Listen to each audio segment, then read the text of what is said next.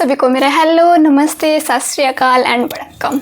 So guys, आज से हम इडियम्स एंड फ्रेजेस का सेशन शुरू करने वाले हैं। हम डेली के 10 इडियम्स शुरू करेंगे, ठीक है, और इजी वे में, बिल्कुल जल्दी याद भी हो जाएगा और साथ के साथ ये चलते भी रहेंगे, ठीक है। जैसे हमारे सबसे पहले है to add fuel to the fire. वो हम कहते हैं ना हरियाणवी में, भाई मान जा कि वो आग में घी डालने का काम कर रहे हैं, बोलते हैं ना। तो इसका मतलब वही है, क्या? To add fuel to the fire, आग में घी या तेल डालना, ठीक है। तो आज से जो हरियाणवी में बोलते हो ना, ये वर्ड यूज़ करना शुरू कर दो, इफेक्टिव लगोगे। To add fuel to the fire क्या होता है कि आग में तेल डालना या घी डालना, ठीक है। आग में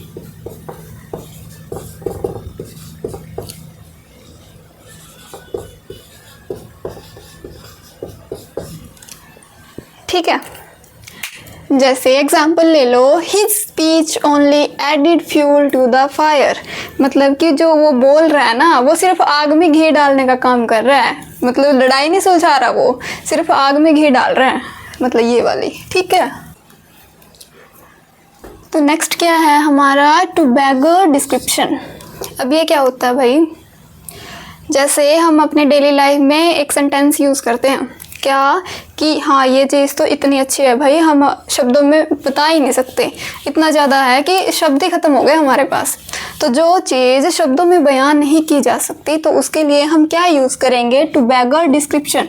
क्या मतलब होता है इसका, वर्णन से बाहर होना, ठीक है, समझ रहे हो। जैसे the beauty of the Taj Mahal beggars description.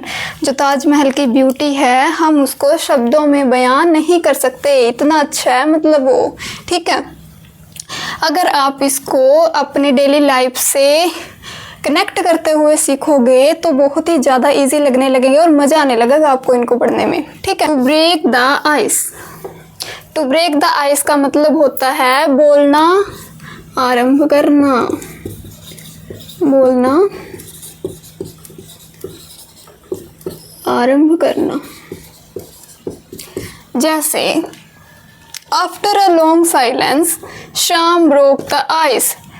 ओहो, लास्ट में कम से कम बोला तो सही ये चीज़, ठीक है।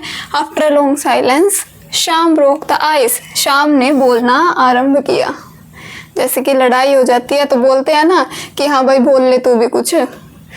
तो आफ्टर अ लॉन्ग साइलेंस जो श्याम है उसने बोलना आरंभ किया, ठीक है, शुरू किया उस। नेक्स्ट क्या है हमारा, टू ब्रीथ वन लास्ट। इसके तो नाम से ही पता चल रहा है, समझ आ भी गया होगा। क्या होता है, अंतिम सांस लेना, अंतिम सांस लेना। या फिर क्या होता है, मर जाना। जैसे the old man breath his last this morning, ठीक है, कि जो ओल्ड मैन है वो सुबह सुबह उसने अपनी अंतिम सांसें ली, सुबह सुबह वो मर गया। सो नेक्स्ट है हमारा to build castle in the air. अब ये क्या होता है भाई, जैसे हम बोलते रहते हैं ना, ख्याली पुलाव मत पकाओ, ठीक है। इमेजिनेशन बहुत चलती है हमारी, रियलिटी में तो रहते ही नहीं हम। तो इसका मतलब क्या होता है, to build castle in the air, मतलब ख्याली पुलाव मत पकाओ भाई। क्या मतलब होता है इसका, ख्याली पुलाव पकाना। इमेजिनेशन बहुत चलती है हमारी। For example, don't build castle in the air, do something practical. ख्याली पुलाव मत पकाओ, कुछ प्रैक्टिकल भी करके दिखाओ, ठीक है, समझ आए यहाँ तक। नेक्स्ट है हमारा to burn the midnight oil. ये क्या होता है, देर रात तक काम करना, देर रात तक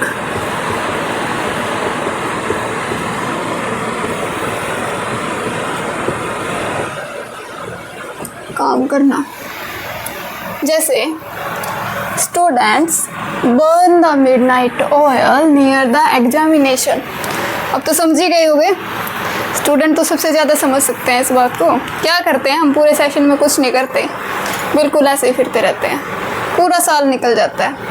बट जब हमारा एग्ज़ाम नियर आता है तो क्या करते हैं, पूरी रात पढ़ते रहो, सोना खाना पीना सब भूल जाएंगे, यही होता है ना। तो उसके लिए हम क्या यूज़ करेंगे, to burn the midnight oil, मतलब एग्ज़ाम के टाइम पर हम बिल्कुल सब कुछ भूल जाते हैं, देर रात तक काम करते रहते हैं, ठीक है। To kill 2 bird with 1 stone, इसका क्या मतलब होता है, एक पंथ 2 काज, एक पंथ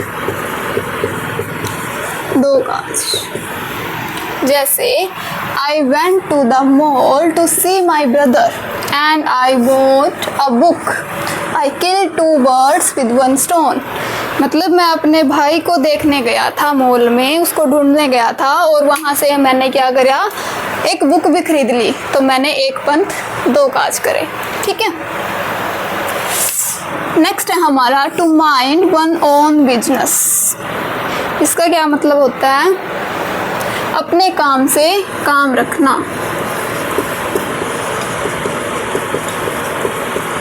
काम रखना। ये सेंटेंस तो आजकल बहुत चला हुआ है भाई, हर कोई कहता है अपने काम से काम रखो, राइट।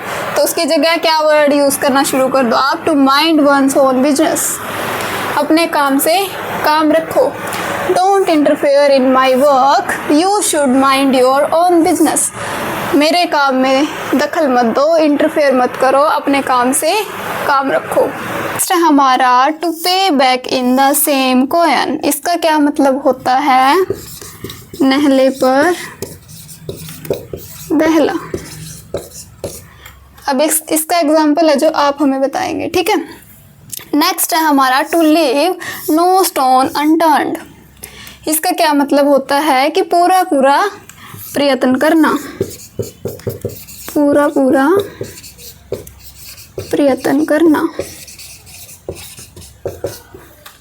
एग्जाम्पल देखो, जैसे ही left no stone unturned to gain his objective, उसने अपने लक्ष्य को पाने के लिए पूरा पूरा प्रयत्न किया, ठीक है।